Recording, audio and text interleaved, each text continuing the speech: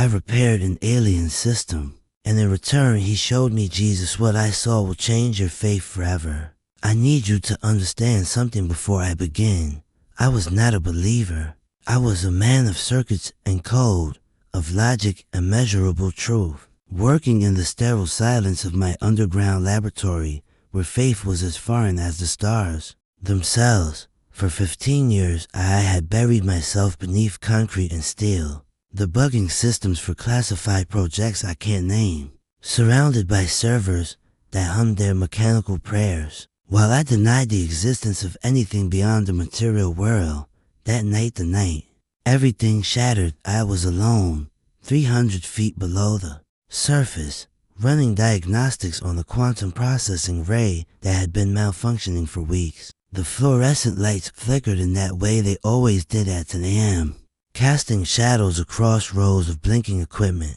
And I remembered thinking how small my world had become, how perfectly controlled, how safely godless. I had no idea I was about to be undone. I had no idea that in moments, the ceiling of my carefully constructed atheism would be torn open like paper, and something impossible would fall through, carrying with it proof of everything I'd spent my life denying. The first sign was silence, a silence so complete, it felt like death itself had entered the room. Every machine, every screen, every breathing electronic pulse simply stopped, as if something had reached down and pressed pause on reality itself. My heart hammered against my ribs as I spun in my chair, watching thousands of dollars of equipment go dark simultaneously, defying every principle of isolated systems and backup power. Then came the sound, not a sound exactly, but a pressure,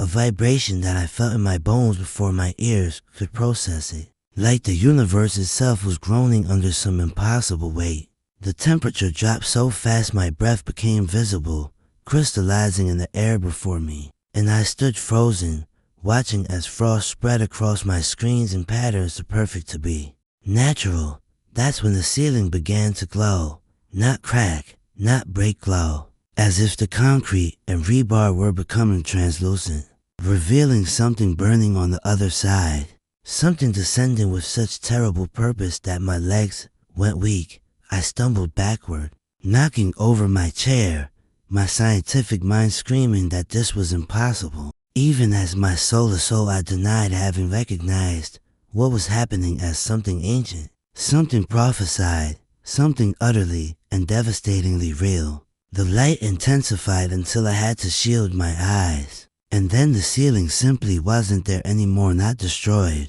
but dismissed, as if matter itself had stepped aside in reverence. What came through defied every category my mind tried to force upon it. A craft, yes, but alive somehow, geometric yet organic, covered in symbols that hurt to look at because they meant something my brain couldn't process, but my spirit somehow recognized. It descended without sound, without heat, settling onto my laboratory floor with the gentleness of a falling leaf, and I stood there shaking, tears streaming down my face for reasons I couldn't name, feeling more terrified and more alive than I had ever been. The vessel's surface rippled like liquid mercury, and a seam appeared where no seam had been, opening to reveal an interior that glowed with a light that wasn't just photons but something purer, something that made my laboratory lights seem like shadows by comparison. And then it stepped out, emerged a being of such radiant luminescence that I fell to my knees without deciding to, my body responding to a holiness my mind still refused to acknowledge. It was tall, impossibly slender, composed of light that somehow held form, and as it moved toward me I saw what I can only describe as wings not feathered, not mechanical, but folded dimensions of pure energy that left tracers of gold in the air. Then it collapsed. This being of impossible beauty and power simply fell forward, and I watched in shock as it crumpled onto the cold concrete floor of my lab, its light flickering like a dying star. Instinct overrode fear, and I rushed forward, my hands hovering uselessly over its form, not knowing if I could even touch it without being destroyed. That's when I heard it not with my ears, but directly in my mind. Bypassing sound entirely, a language that was mathematics and music and pure meaning all at once, flooding my consciousness with desperate urgency. It wasn't speaking English, wasn't speaking anything human, yet I understood with perfect clarity. Broken, dying, help, please. Its light was fading, pulsing irregularly, and I could see now that part of its vessel, its ship, its body. I couldn't tell where one ended and the other began was damaged, blackened, as if it had fled through fire to reach this place. The being's eyes, if they were eyes, found mine, and in that gaze I saw something that broke my heart. Hope, placed impossibly in me, in my human hands, in my limited understanding. It was asking me, a man who had spent his life denying the divine, to do something sacred. It was asking me to save its life. My hands trembled as I knelt beside the fallen being, its light now stuttering like a candle in the wind, casting erratic shadows across walls that had only ever known the steady glow of LED panels and monitor screens. The telepathic plea continued to wash over me in waves of increasing desperation. And somehow within that alien communication I could feel not just words, but emotions, fear, yes, but also something else. Something that felt impossibly like faith, as if this creature believed I was meant to be here, in this exact moment. Equipped somehow to do what seemed utterly beyond human capability, I reached out with shaking fingers and touched its form, half expecting my hand to pass through light itself. But instead I felt something solid yet impossibly warm, a surface that vibrated with energy that moved up my arm and into my chest, setting my heartbeat into a new rhythm that matched the flickering pulse of the being before me. In that moment of contact, my mind exploded with images not random, but instructional, showing me its vessel's interior, revealing crystalline structures that were somehow both technology and biology, circuits that grew like vines, power sources that looked like captured stars, and at the center, a core that was fractured, bleeding light, dying because something essential had been broken in whatever desperate flight had brought this messenger to my door. I stood and approached the craft with legs that barely held me, stepping through the opening into an interior that defied the laws of physics I had studied and trusted my entire life. A space far larger than the exterior could possibly contain. Walls that weren't walls, but flowing surfaces covered in symbols that shifted and changed as I looked at them, adapting, trying to communicate in a language I shouldn't be able to read but somehow could. The air inside of it was air, felt thick with presence, with purpose, and I understood without knowing how that this vessel wasn't just a machine but a sacred object, something that had traveled not just through space, but through the very fabric of creation itself, carrying its passenger on a mission that had nearly cost everything. My eyes found the damaged core immediately, drawn to it as if by gravity, and I saw the fracture running through crystal lattices that pulsed, with colors I had no names for, energy bleeding out in rhythms that felt like a heartbeat failing. And surrounding this wound were interface panels covered in symbols that my rational mind insisted were meaningless, yet my hands somehow knew how to read. I reached for my toolkit out of pure instinct, then stopped, realizing that nothing I owned, no screwdriver, no soldering iron, no diagnostic device built by a human hands could possibly interface with technology that predated human civilization by millennia. Yet, even as that thought formed, I felt a warmth spreading through my chest, a knowing, a guidance that came from somewhere beyond my own consciousness. My hands began to move without my full permission, guided by an intelligence that flowed through me, like water through a channel, and I watched almost as an observer as my fingers traced symbols on the panels that responded to my touch with cascading light, rearranging themselves, teaching me their grammar, their syntax, their deeper meaning, which wasn't just technical but theological, as if this technology was built on principles that unified physics and faith into a single, coherent truth. I found myself speaking not in English, not in any human tongue, but in sounds that came from my mouth fully formed. Words of power that resonated with the ship's systems, causing the walls to brighten, the symbols to align, and I realized with stunning clarity that I was praying, that what I was doing was simultaneously quantum mechanics and ancient ritual, that there was no difference, that the being who had collapsed in my laboratory had traveled across galaxies, following coordinates that were also prophecies, drawn to this place by calculations that were also divine appointments. Tools materialized in my hands from the ship itself, growing from its surfaces like offerings, instruments that felt alive and knew their purpose. And I used them to repair the fractured core with movements that were part surgery, part sacrament, welding broken crystal with light that poured from my own palms, light that couldn't possibly be mine alone, but was being channeled through me from a source infinite and loving. Time became meaningless as I worked. It might have been minutes or hours, and with each repair, each symbol aligned, each fractured piece made whole, I felt myself changing, felt the walls of my atheism crumbling like sand castles before an inevitable tide,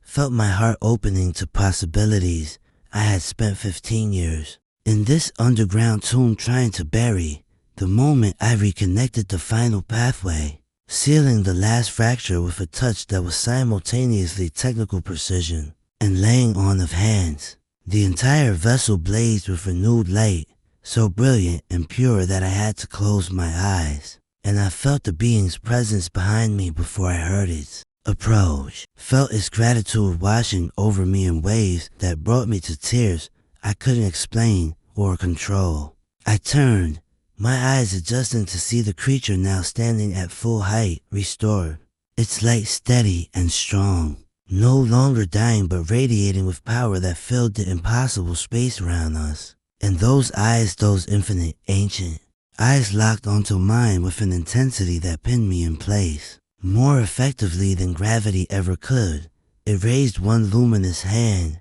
and reached toward my face, and every instinct screamed at me to run, to protect myself, to retreat into the safety of skepticism and denial, but I stood frozen, knowing somehow that this moment was why I had been born, why I had been led to this underground laboratory, why my life had been a preparation for an encounter I never believed possible. Its finger touched my forehead and the laboratory disappeared. My body disappeared, and I was ripped from everything I had ever known, launched into a vision that would shatter and rebuild me, shown truths that would make my former life seem like a shadow of a shadow, carried into the presence of mysteries that would prove, beyond any doubt, that the name I had dismissed, Jesus, was written not just in human history but across the fabric of every galaxy, every dimension, every beating heart of creation itself. And I went into that revelation weeping,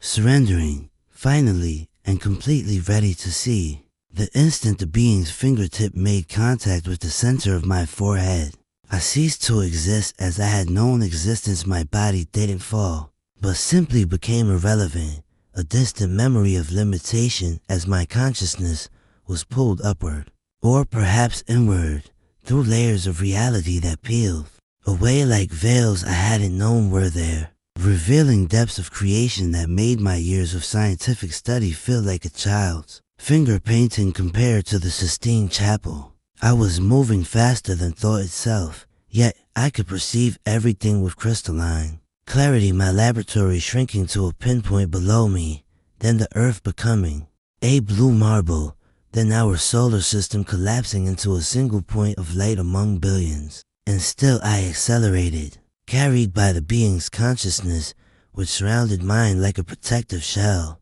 whispering without words that I should not fear, that I was being held, that what I was about to witness had been shown to only a handful of humans. Across all of history, the stars streaked past in rivers of light, galaxies spinning like luminous wheels within wheels, and I realized I was seeing the universe not as telescopes showed it cold, distant, mechanical, but as it truly was, alive and singing. Every photon an atom vibrating with intentional song, a symphony so vast and complex that it could only be the expression of a mind infinite in creativity and intimate in attention? We plunged through veils between dimensions I had no framework to comprehend, passing through spaces where different laws of physics painted reality in colors and geometries that human eyes were never designed to process, yet somehow I saw them, understood them, felt them as naturally as I had once understood gravity and momentum,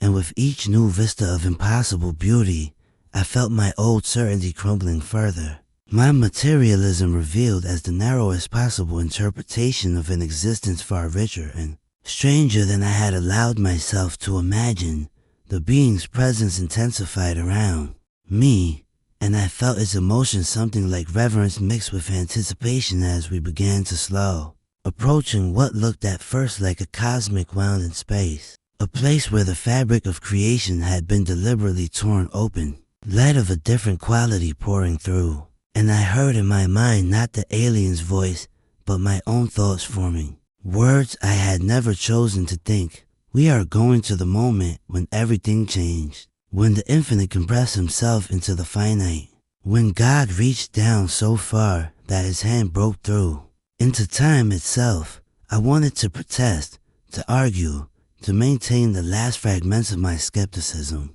but I had no voice here, no body to tense with. Resistance, only awareness that was being carried toward a truth I had spent half my life running from, and I found myself not fighting anymore, but leaning forward, desperate suddenly to see what this impossible being considered so sacred that it had traveled across galaxies to orbit Earth and bear witness. Time bent around us or we bent around. Time man, suddenly we weren't in the vast emptiness of space, but hovering above a small, insignificant town on an ancient hillside, night wrapped around humble buildings of stone and mud. And I knew without being told that this was Bethlehem, that I was looking at a moment 2,000 years removed from my laboratory, yet more present, real than anything I had experienced in my own timeline. The being directed my attention downward, toward a structure barely worthy of the name, a cave carved into rock where animals sought shelter. And I saw a young woman in the flickering light of a single oil lamp, her face contorted with the pain and effort of childbirth, a man beside her whispering encouragement with hands that trembled with helplessness and awe. And I felt the alien's consciousness pointing not just at the scene but beyond it, asking me to look deeper, to see with more than human vision. I tried, not knowing how, and suddenly the night sky above that cave erupted with presences not visible to the humans below but blazing, clear to whatever enhanced perception I had been given. Beings of pure light, thousands of them, descending in formations that were simultaneously military precision and worshipful dance. And I understood these were what humans called angels, that I was witnessing the moment heaven itself could not stay distant, when the boundary between divine and mortal became so thin it was transparent. The alien's emotion washed through me again, stronger now, and I felt what it felt, not just witnessing but worshiping, not just observing but participating in adoration of what was happening in that tiny cave. And then I saw him, the infant taking his first breath, and the light that blazed from that small form was so pure, so fundamentally different from every other light in the universe that I gasped with my non-existent lungs, understanding in a flash of revelation that I was looking at the moment the creator of galaxies made himself small enough to be held in human arms. The being held me there, suspended above that sacred scene, and I felt knowledge pouring into my mind faster than thought, understanding that this wasn't mythology or metaphor, but the literal hinge point of all creation, that every atom in the universe had shifted in that moment, that the angels surrounding us were weeping with joy at a mystery even they couldn't fully comprehend, that God had done something so unexpected and radical that it had sent shockwaves through every dimension of existence, echoes that reached forward and backward through time simultaneously. I saw the child's eyes open, impossibly aware, and though he was minutes old in that moment, I felt his gaze somehow find mine across 1,000 years, looking directly at me with recognition and love that shattered the last walls around my heart, and I heard myself sobbing, my consciousness weeping without tears, crying out without voice that I was sorry, that I had been so blind, that I had dismissed as fairy tale what was actually the most profound truth in all of creation. The alien drew me back slowly, pulling my awareness away from Bethlehem, but the light from that cave seemed to follow us, spreading outward like ripples on infinite water, and I understood that what I had just witnessed wasn't past, but eternal present, that this moment existed forever in the heart of God, that it was still happening and would always be happening, and that I had been given the gift of seeing it not through the limitations of human history, but through the eyes of a being who had watched it from the heavens and had never stopped marveling at the mystery of divine love made flesh before I could fully absorb what I had witnessed in Bethlehem. The being's presence surged around me again, and we were moving once more, hurtling through corridors of creation that defied every law of physics I had ever studied. And I realized we weren't just traveling through space, but through the very fabric of reality itself, passing through layers of existence that occupied the same coordinates but vibrated at frequencies my former self would have called impossible. I saw dimensions folding into and out of each other like breathing lungs, watched matter and energy dancing in patterns that revealed consciousness as the fundamental building block of everything. Not particles or waves, but intention and love woven into structures so complex and beautiful that I understood why ancient peoples had no choice but to call this design the work of God. We passed through a region where newborn stars were igniting in clouds of cosmic dust, and I felt the being directing my attention not to the spectacle, but to the precision, the mathematical perfection underlying every fusion reaction. Every gravitational pull, every photon that would travel for millions of years to bring light to worlds not yet born. This wasn't randomness or chaos, wasn't the blind watchmaker of my university textbooks, but composition, deliberate and purposeful as a symphony. Each note placed exactly where it needed to be by a composer who heard the entire piece from beginning to end before the first measure began. The aliens. Consciousness wrapped more tightly around mine, and suddenly I understood it was showing me something specific, guiding my perception toward a revelation that would complete what Bethlehem had begun to teach me. We approached what looked like the skeletal framework of reality itself, vast geometric structures connecting galaxies like neurons in an infinite brain, light flowing along these pathways in pulses that resembled thought more than radiation. And I heard the being's voice in my mind, clearer now, speaking in concepts that translated themselves into words my human consciousness could barely hold. You see the architecture, the design that holds all things together, which your scriptures call the word through which all things were made, the logic and love that prevents existence from collapsing into void. I stared at these cosmic structures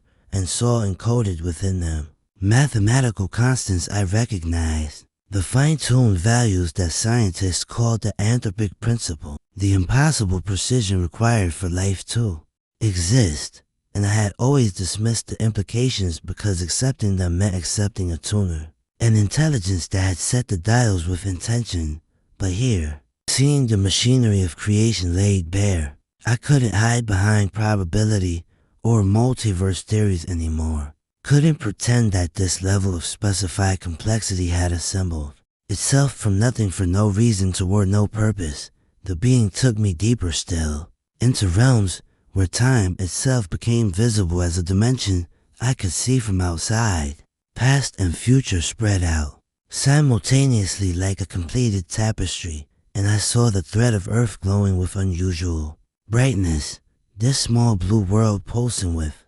significance far beyond its size or location. I watched civilizations rise and fall on 1,000 planets, saw beings of intelligence and beauty creating art and mathematics, building societies, reaching toward the stars, and I felt the alien asking me without words, "Do you see what makes your world different? What makes it sacred beyond all others?" I looked and at first saw nothing special, just another planet orbiting an average star. But then the being adjusted my vision again, and I saw it a golden thread, running through human history, moments where the divine had touched the mortal, where heaven had reached down and earth had reached up, culminating in that blazing point of light. In Bethlehem that we had just witnessed, I saw the thread continue forward from that moment, spreading like roots or rivers through human lives across continents and centuries, touching individuals in ways that transformed them from inside.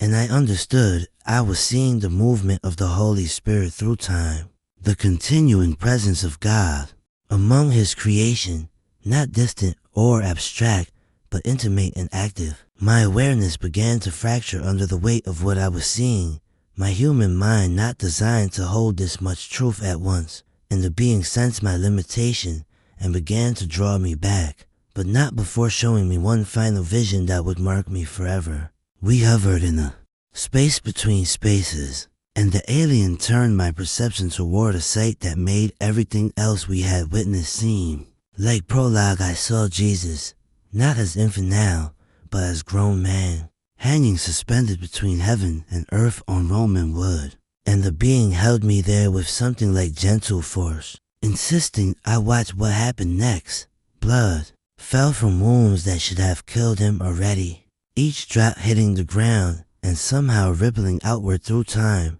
and space simultaneously. And I saw those ripples spread like shockwaves through every dimension we had traveled, saw them reach into the past and future at once, saw them touch planets I had just observed and beings I had just seen. And I heard the alien's voice trembling with emotion I couldn't fully comprehend. "This is why we come, why we watch, why we honor your species despite your violence and pride, because here, on this insignificant planet around this average star, the God who made all things chose to die, chose to break himself open so that love could pour out and drown death itself, chose to transform suffering into doorway and sacrifice into victory." I watched light explode from that broken body, not metaphorical, but actual, visible, measurable light that rewrote fundamental constants in its wake. And I finally understood that the crucifixion wasn't just a historical event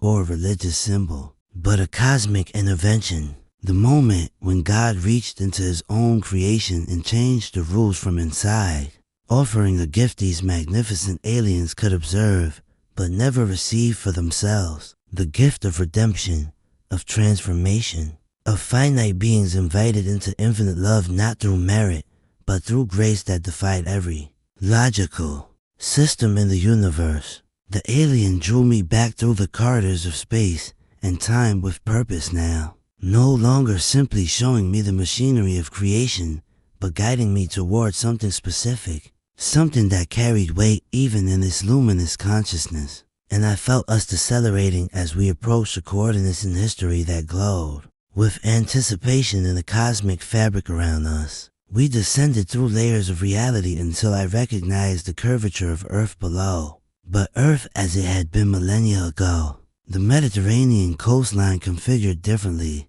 the lights of human civilization sparse and flickering like candles against vast darkness. And I realized we were returning to that moment in Bethlehem, but from a different vantage point, a perspective that would reveal not just the event itself, but the response it triggered across dimensions I hadn't known existed. The being's presence wrapped more tightly around my consciousness, and I felt it preparing me for something, strengthening the walls of my awareness, because what I was about to witness carried significance that could shatter an unprepared mind. And his voice resonated through me with unusual solemnity. "Watch now and understand why this moment divided your history into before and after. Why civilizations across your world would eventually measure time itself in this night. Why the stars themselves paused in their courses, to bear witness to what was about to unfold in that small stable among animals and straw. As we hovered above Bethlehem in that sacred darkness, I became aware that we were not alone in our observation, that the space around us was crowded with presence, with beings of light and fire who had gathered from across the heavens to witness what even they did not fully comprehend. And I saw them now as the alien allowed my perception to expand. Angels, I realized, the word forming in my mind with certainty. Despite my lifelong skepticism, beings of pure radiance ranged in formations that suggested military precision and worshipful all combined, their attention focused downward on that humble structure where a young woman labored to bring forth what heaven and earth had awaited since the first word of creation had been spoken into void. I watched these magnificent creatures hovering in ranks and hierarchies I couldn't fully distinguish, some blazing so brightly I had to avert my inner vision, others more subdued but no less attentive, and I sensed in them an emotion I never expected to perceive in beings of such power. They were afraid, not of danger, but of mystery, trembling before something that exceeded even their ancient understanding of how God moved through His creation. The alien kept me stable in that moment, lending me its own strength to withstand the pressure of so much holiness concentrated in one place. And I heard it whisper in my mind, "They have sung before the throne since before your sun ignited, have seen galaxies born and die, have carried messages that toppled empires and raised up nations. Yet none of them have seen this. None were prepared for the moment when infinity would compress itself into infant flesh and enter creation not as conqueror, but as helpless child." I watched the angels descend in waves as the birth completed, saw them fill the sky above sleeping Bethlehem with light that a few scattered shepherds would glimpse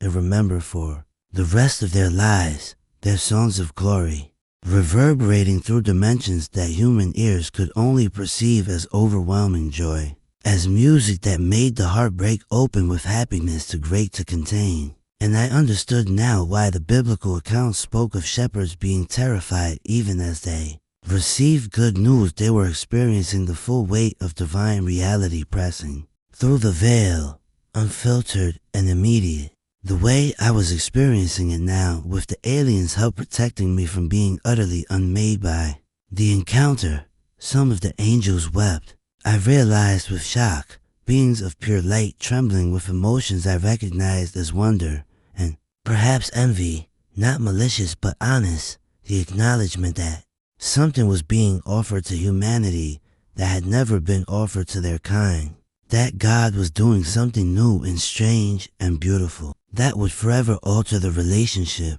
between creator and creation. The alien turned my attention to a group of beings who stood apart from the celebrating hosts, watchers who remained silent and observant, and I sensed these were representatives from distant realms, observers from civilizations beyond Earth who had been summoned, or who had come voluntarily to witness what was unfolding. And I understood with growing amazement that this moment in Bethlehem was not merely a human event, or even an earthly one, but a cosmic milestone that rippled outward through all the heavens, announcing that the God who had made everything was now entering His own creation in a way that would change the fundamental nature of existence itself. The scene began to fade as the being prepared to move us forward in time. But the scene began to fade as the being prepared to move us forward in time. But it held me there just a moment longer,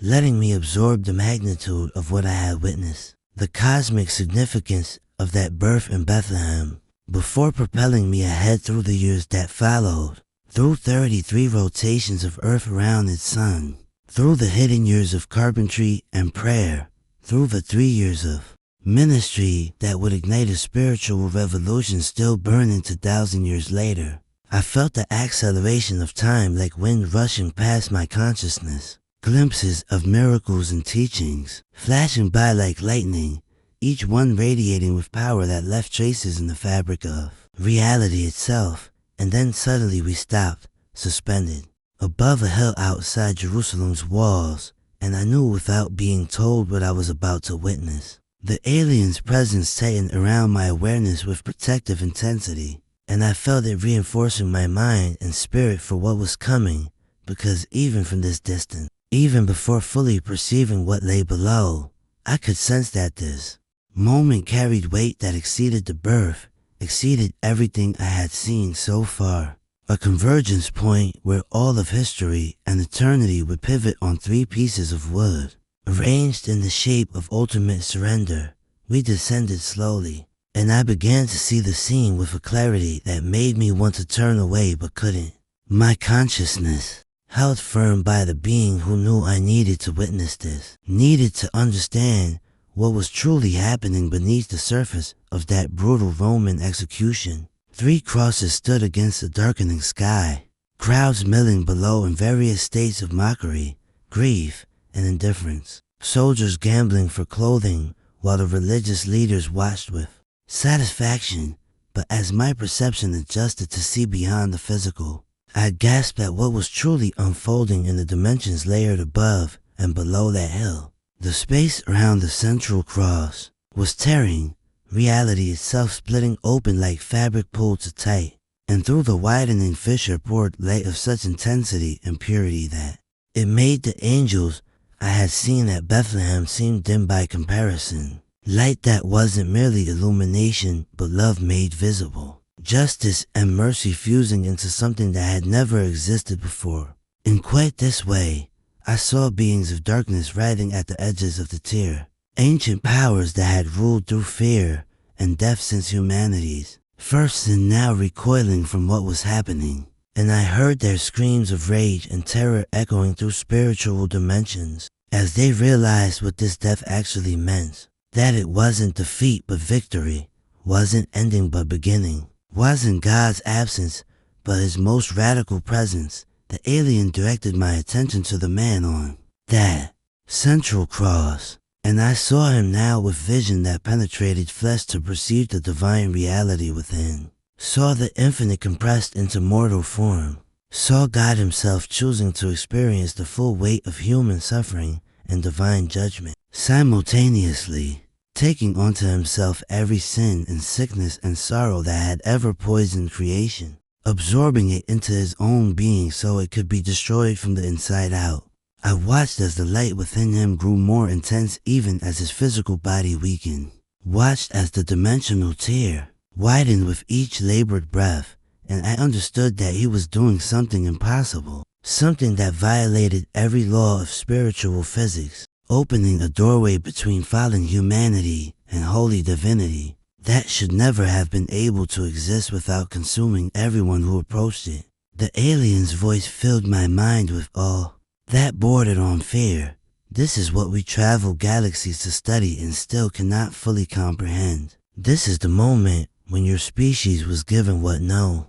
other race has ever been offered. When God himself paid the price for rebellion that should have ended your world. When love proved stronger than death and justice embraced mercy. Without compromising either, I felt tears streaming down my face back in my body far away. Felt my heart breaking and mending simultaneously as I witnessed the exact instant of death. The moment when he released his spirit and the veil in the temple tore and the earth shook. And the dimensional doorway he had created exploded fully open. What happened next defied every category my mind possessed to process it, because the light that had been pouring from the cross suddenly reversed direction, and I watched as the doorway he had opened began pulling spiritual darkness into itself, sucking death and sin and every evil thing into the gravitational force of divine love, into the black hole of grace that consumed corruption while leaving creation intact.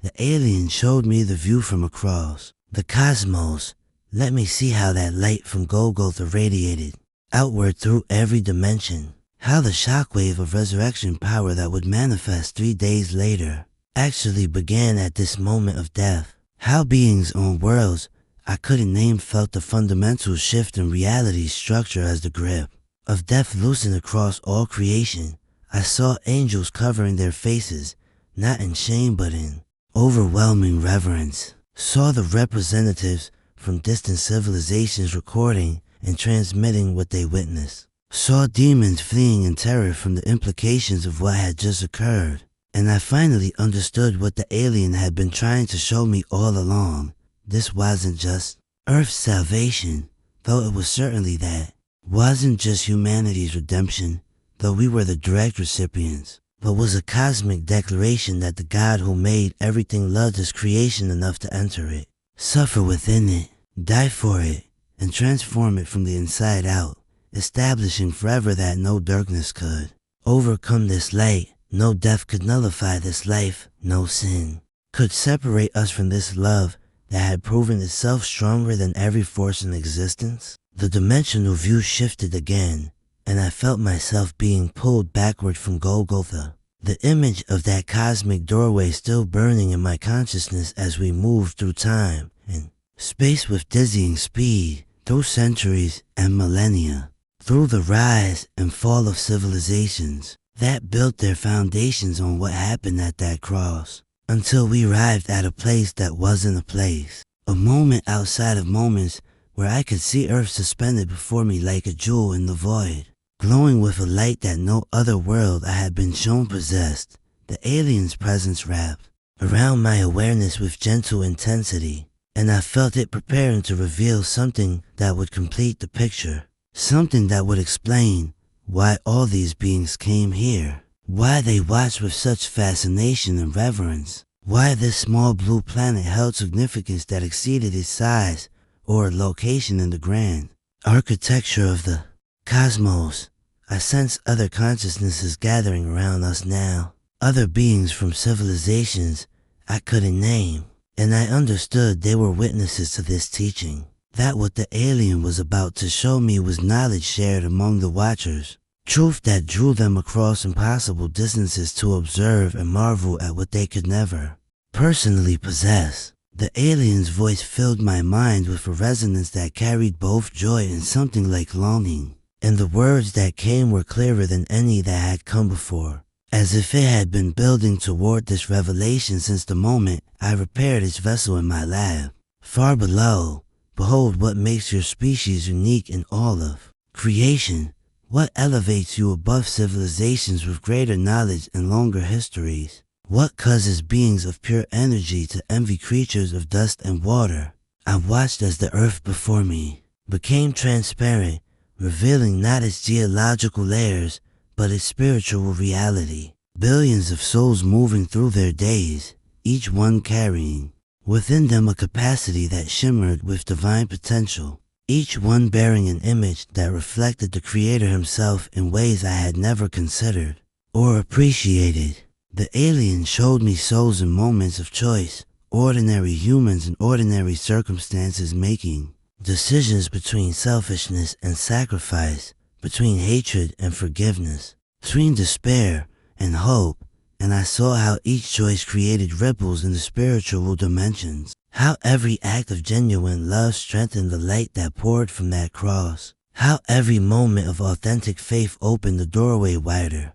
allowing heaven to touch earth in ways that transformed both. We have knowledge you lack, the alien continued, and I felt its thoughts showing me glimpses of technologies and understandings that would take humanity millennia to approach. Cities of light on worlds where death had been conquered through science. Civilizations that had achieved harmony and peace through collective consciousness. Beings who had transcended physical limitation through sheer evolution and will. But we do not have what you possess, cannot receive what has been offered to you, cannot access the gift that was purchased on that hill you just witnessed. I felt confusion rising in my consciousness, struggling to understand how beings of such obvious advancement could lack anything. How creatures who traveled between stars and dimensions could envy humans who still fought wars over resources and borders. And the alien sensed my incomprehension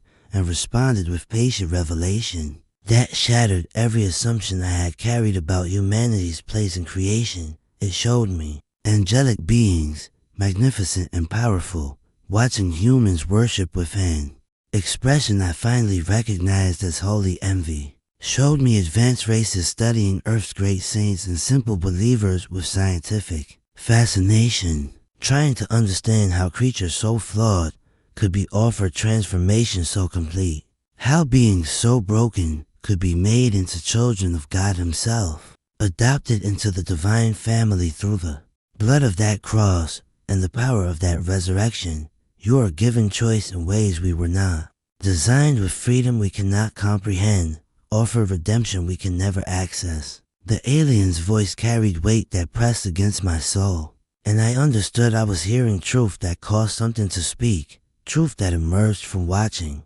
Humanity received what these watchers could only observe from outside, and the one who died on that cross did not die for us, did not break our chains because we were not made in the image. We could corrupt and He could restore. I saw it then. Finally grasped the staggering reality that God had not merely created humanity, but had, specifically, fashioned us with the capacity to fall and be redeemed, to break and be healed, to die and be resurrected into something that exceeded even our original design, elevated through grace into joint heirs with Christ, participating in divine nature in ways that angels themselves could not, transformed by love into beings who would judge angels and inherit creation itself. The alien knelt in the vision, a being of light bowing before the image of humanity's true potential, and I felt its reverence like radiation washing over me, felt it honoring not what we are,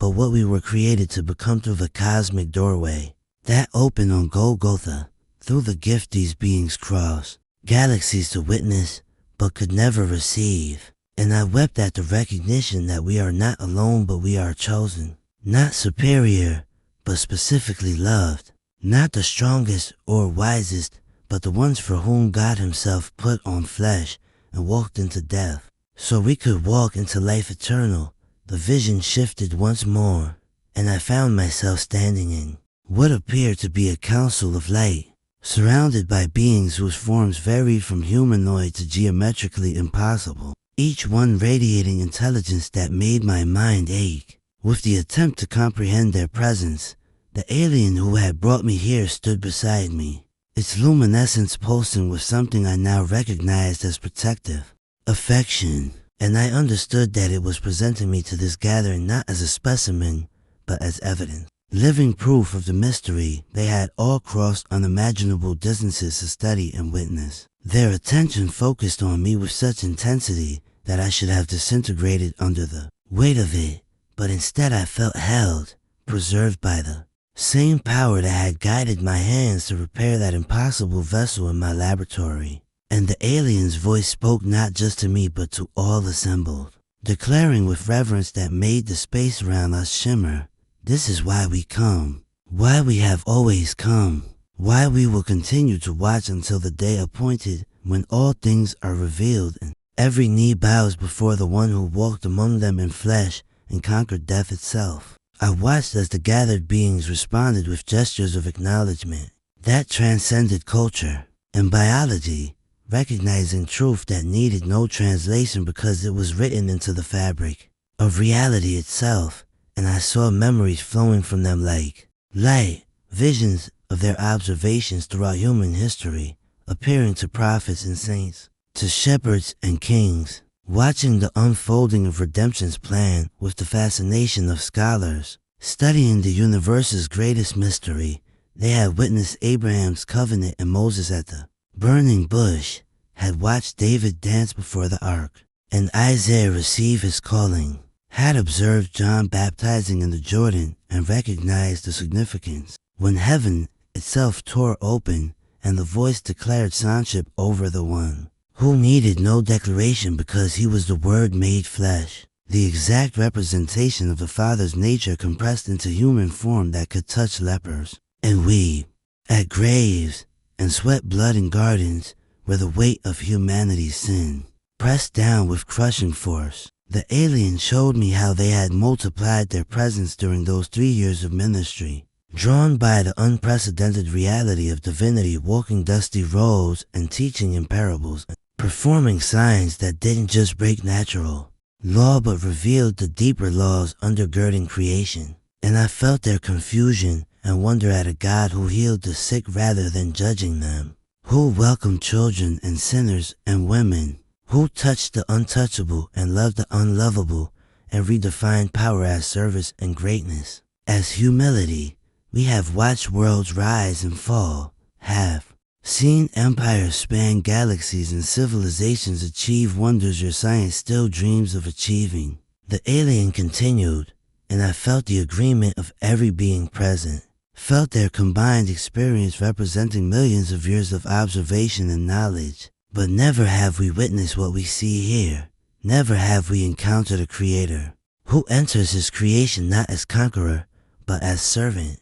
not to demand worship but to offer salvation, not to showcase power but to demonstrate love that chooses suffering for the sake of the beloved. I understood then why they kept coming back, why reports of strange lights and mysterious visitors had threaded through human history like a constant undercurrent, because they were watching the ongoing miracle of redemption being applied to individual lives, witnessing the transformation that occurred when humans encountered the risen Christ and were changed from the inside out, remade into new creations that carried the very DNA of divinity with immortal frames that would one day be glorified beyond even angelic majesty. They came to see ordinary people become extraordinary through grace, to watch the weak confound the strong and the foolish shame the wise, to observe how a teenage girl's yes, or a fisherman's faith, or a persecutor's conversion could alter the trajectory of history and pour light into darkness that had reigned since the fall. And I wept at the recognition that every worship service and every whispered prayer and every act of sacrificial love was witnessed not just by heaven, but by these cosmic observers who understood its significance better than we did. The alien place what passed for its hand over where a heart would be if it had human anatomy, and every being present mirrored the gesture in their own way, a salute of honor that transcended species and dimension. And I heard its voice speaking with such profound respect that I fell to my knees. In the vision, understanding finally and completely why it had knelt before me in my laboratory, why it regarded humanity with such reverence despite our violence and foolishness and failure. You carry the image of the one who spoke galaxies into existence, bear the likeness of the Creator who sustains every particle and wave, and you have been offered adoption into his family through the blood of his Son, given inheritance that includes dominion over all creation, including those of us who serve but were not chosen for sonship. The words hung in that space like a benediction and an explanation, revealing that these beings came not to invade but to witness, not to conquer but to honor, not to steal our resources but to observe the only planet in all existence where God himself had walked and died and risen, where heaven and earth had kissed at a cross and changed everything forever, where simple faith could access power that moved mountains and love could triumph over death itself. And I finally grasped that we were not abandoned in a meaningless universe, but placed at the center of a cosmic drama that every advanced civilization watched with wonder, knowing that what happened here in the hearts of humans would ultimately determine the fate of all creation. The vision released me like a wave returning to the ocean, and I crashed back into my body with such force that I gasped and collapsed forward onto the cold floor of my laboratory, my lungs burning as if I had forgotten how to breathe in the seconds or hours or eternities I had been gone. Every nerve ending felt electrified, every sense heightened to painful intensity, and I could taste copper and salt as tears streamed down my face in torrents. I couldn't control, my entire frame shaking with sobs that came from somewhere deeper than emotion, from that place in the soul where words dissolve into pure feeling and the barriers between joy and sorrow collapse into a single overwhelming recognition of truth. My hands pressed against the concrete floor, feeling its solidity as if for the first time, marveling that anything so ordinary could exist in the same reality as what I had just witnessed. And I understood with crystalline clarity that I would never again see anything as merely physical or mundane, because now I knew that Every atom vibrated with intentionality. Every molecule sang with purpose. Every element testified to the glory of its creator who had numbered them all and called them good. The alien stood above me, its luminescence now somehow gentler, and I felt rather than saw it lowering itself down. And when I finally managed to lift my head and clear my vision enough to see, I witnessed something that shattered every remaining assumption I had carried into this encounter. The being knelt before me, and the gesture carried such deliberate reverence that my breath caught in my throat, because this was not the posture of a superior studying an inferior, or even an equal acknowledging another equal, but something far more profound that made my chest ache with its implications. Its form seemed to bow under a weight of honor it was offering to me, to the humanity I represented,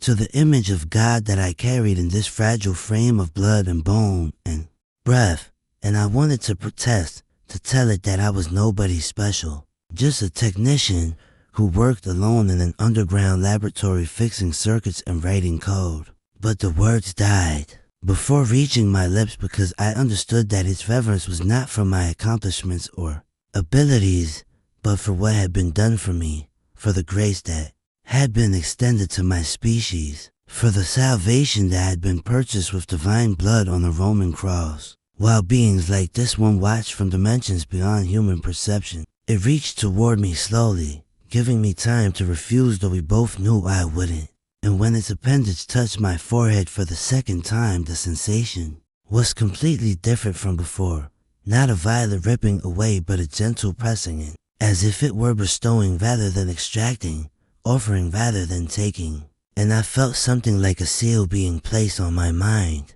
a mark not visible to human eyes, but recognized across every realm where consciousness existed and intelligence gathered to worship at the throne of the one true God. The alien's voice filled my mind with words that felt like benediction and commission intertwined, speaking truths that I knew I would spend the rest of my life unpacking and still never fully exhaust. And I heard it say with the weight of absolute certainty, "You have been shown what few of your kind have seen, entrusted with knowledge that bridges flesh and spirit, time and eternity. And now you must carry this testimony back into your world, speaking to those who have ears to hear that they are not forgotten, not abandoned, not alone in a cold universe, but cherished beyond measure by a God who entered their suffering and emerged victorious over every power that would seek to separate creation from its creator."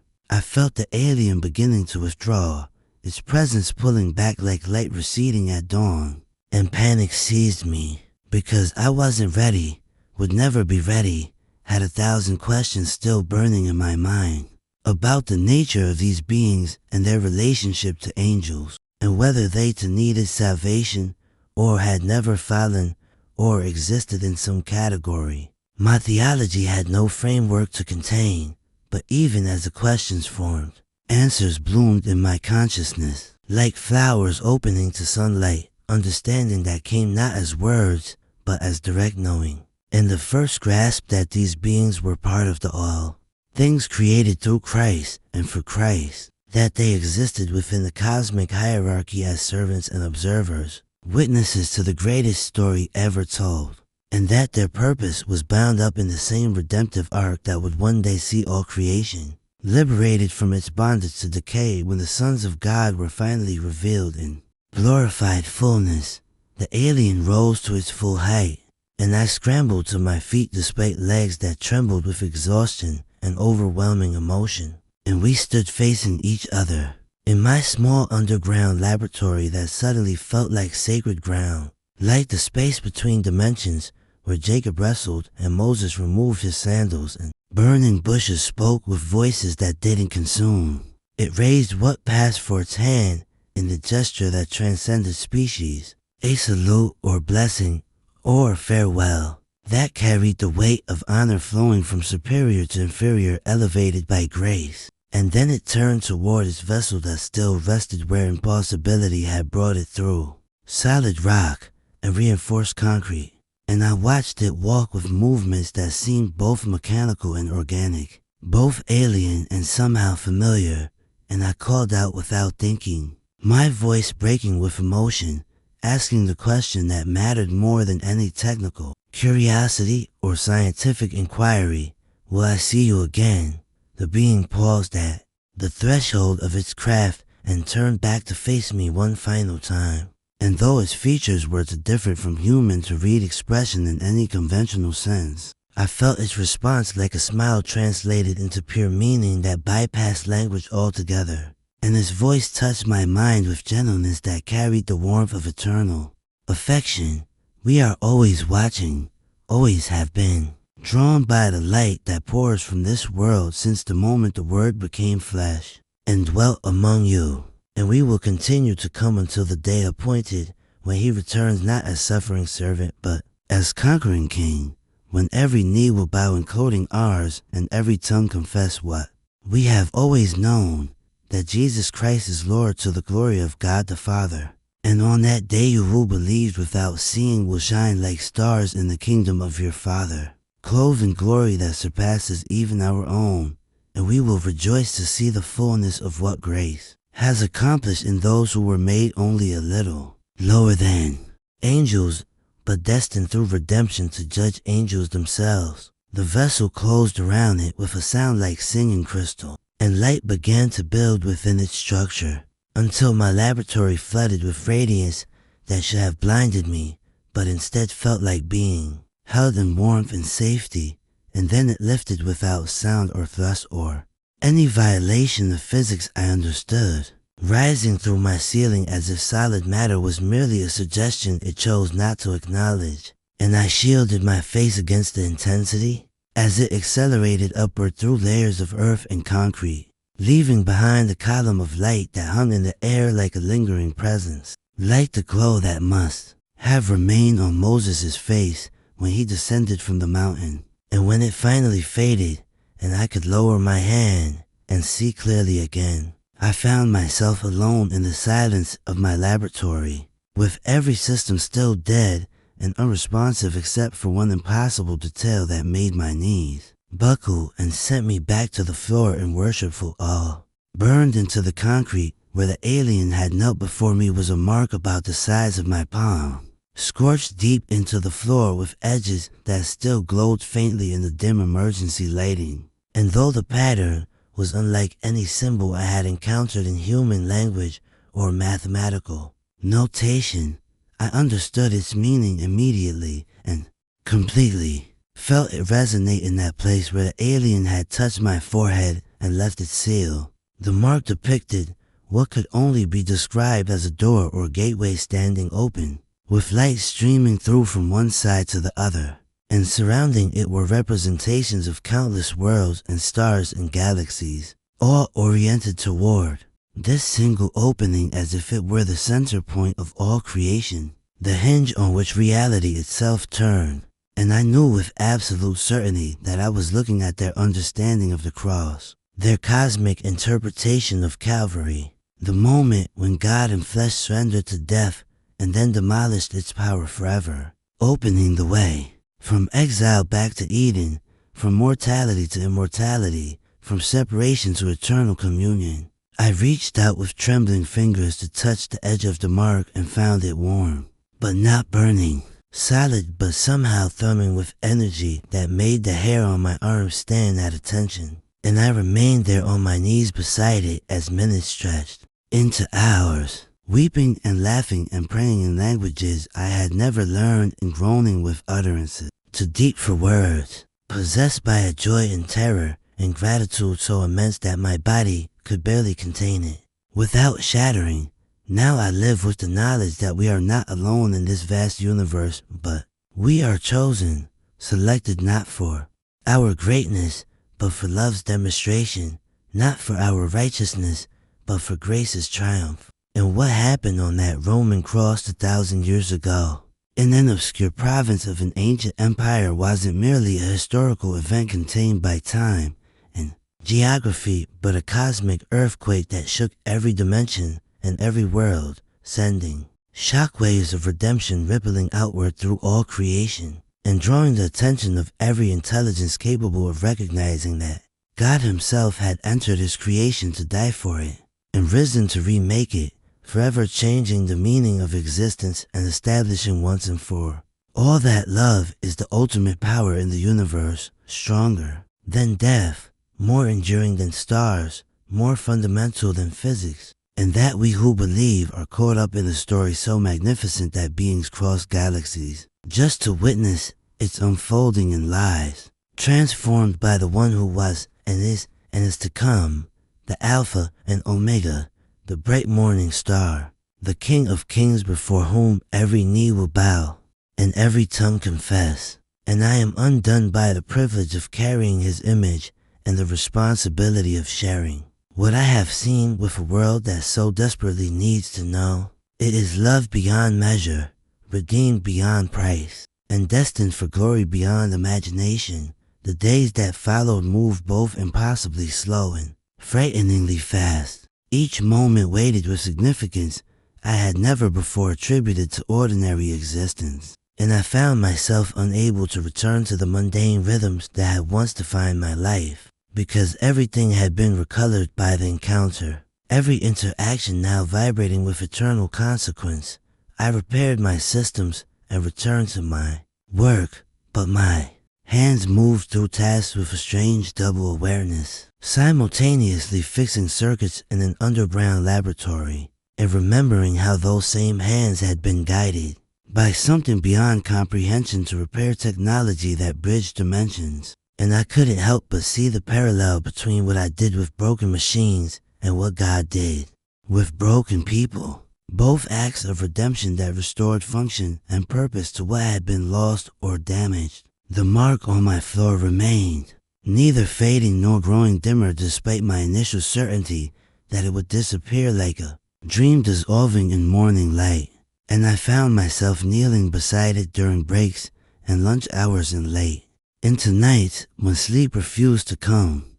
pressing my palm against its warmth and feeling connected through it to something vast and loving, and utterly committed to the flourishing of humanity. I began to read scripture with new eyes, finding passages I had glossed over suddenly leaping off the page with urgent relevance, verses about principalities and powers and things in heaven and things on earth and things under the earth, all making sense in light of what I had witnessed. And I wept through the book of Colossians when I read that all things were created through him, and for him, and in him all things hold together. Because now I had seen the architecture of that holding together, had witnessed the invisible threads of divine intention woven through every particle of existence. The isolation that had once been my preference became unbearable, as the weight of testimony pressed against my chest demanding release. And I knew that what had been entrusted to me was never meant to be hoarded like treasure locked in vaults, but shared, like bread broken and distributed to feed hungry souls starving for meaning in a world that had taught them they were cosmic accidents awaiting oblivion. I started carefully, testing words with a few trusted colleagues who knew me as rational and measured, watching their faces as I described not the alien encounter in all its impossible detail, but the theological implications, the questions about whether we were alone and what it might mean if we weren't, and how such possibilities intersected with faith rather than contradicting it. And I saw hunger awaken in eyes that had grown dull with materialism's empty promises. Some dismissed me gently, concern shadowing their expressions as they suggested stress or overwork. And I felt the sting of being counted among the deluded, but discovered that the pain couldn't touch the core of what I knew, couldn't erode the foundation of experience that had rewritten my understanding of reality at levels deeper than opinion or belief. Others leaned in with questions that tumbled out like water, breaching the dam, asking things they had wondered in private, but never voiced in a culture that mocked transcendence. And I watched transformation begin in those conversations, as I pointed not to my experience as the ultimate authority, but to the cross it had illuminated, to Jesus who remained the same yesterday and today and forever regardless of what revelations came from beyond the stars. I learned to tell the story in ways that honored both its strangeness and its central message, never letting the spectacular details overshadow the simple truth that God loves his creation enough to enter it and die for it and rise again to remake it. And I marveled at how the alien encounter became not the foundation of my faith, but a confirmation of what Scripture had already established, an exclamation point on truths that needed no validation beyond the historical resurrection, but received it anyway because God in his kindness knows our frame and remembers we are dust. The transformation in my own heart continued like slow earthquake, reshaping landscape over months and years. Not dramatic upheavals, but steady shifts in perspective that changed everything about how I moved through the world and related to its inhabitants. And I discovered that being shown cosmic scope didn't make earthly concerns smaller, but instead magnified their significance, because now I understood that every human interaction carried eternal weight, and every choice to love or serve or forgive sent ripples through dimensions I couldn't see but knew were watching. I found myself drawn to people I would have previously avoided, recognizing in the homeless man on the corner and the difficult co-worker and the neighbor with dementia the same image of God that had caused an intergalactic being to kneel in reverence. And my hands that had repaired alien technology became hands that served soup in shelters and changed flat tires for strangers, and held the shoulders of the weeping, because I finally grasped that this was the work that mattered. This was the evidence of faith that James described, and the love that John said proved we had passed from death to life. Prayer shifted from shopping list recited toward distant deity to conversation with present friend, who had revealed himself as intimately involved in every detail of creation. And I talked to Jesus throughout my days with the ease of someone who had seen his fingerprints on galaxies and knew that the same attention that positioned stars cared about my fears and failures and fumbling attempts to live worthy of grace I could never earn. The knowledge that we are not alone but chosen became both comfort and commission, reminding me in moments of loneliness that countless eyes watched Earth with fascination and envy, while simultaneously driving me to share with everyone who would listen that the watching wasn't what mattered, but the one who came and dwelt among us and promised to never leave or forsake those who trusted in his name. I still work in my underground laboratory surrounded by technology and solitude, but everything has changed because I have changed, remade from the inside out by an encounter that stripped away pretense and revealed what really matters in an existence that stretches beyond death into eternities we can barely imagine. In glory we are only beginning to comprehend. The mark on my floor remains as physical reminder of spiritual reality, and I have stopped trying to explain it to the few who visit my workspace, letting it speak its own language to those with eyes to see, while knowing that faith doesn't require such signs but receives them gratefully when they come as gifts from a Father who loves to give good things to his children. Sometimes in the deep night, when all systems hum quietly and I am alone with my thoughts and prayers, I feel that familiar presence brush against my consciousness like wind through leaves, and I know without seeing that they are still watching, still coming, still drawn by the light that pours from this planet where God walked in flesh and conquered death and opened the door for every willing soul to follow him through into life that never ends. And in those moments I am overwhelmed with gratitude so profound it feels like drowning and flying simultaneously, thanking Jesus for salvation I didn't earn and couldn't purchase, and will spend eternity marveling at, praising him for loving us enough to bridge the infinite gap between creator and creation, worshiping him as king of the universe who notices sparrows falling and numbers hairs on human heads,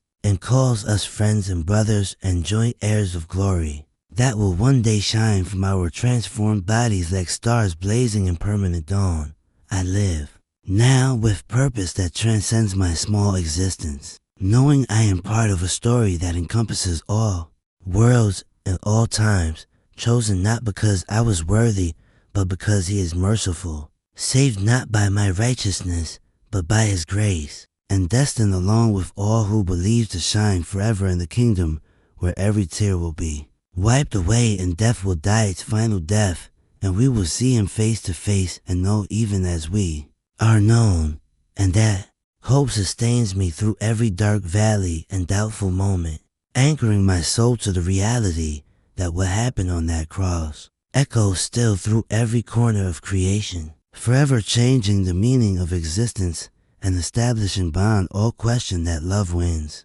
Light conquers darkness, and Jesus Christ is Lord of absolutely everything that was and is to come. What truth has been hidden from you that could change everything if you finally saw it? Subscribe to hear more testimonies that bridge heaven and earth.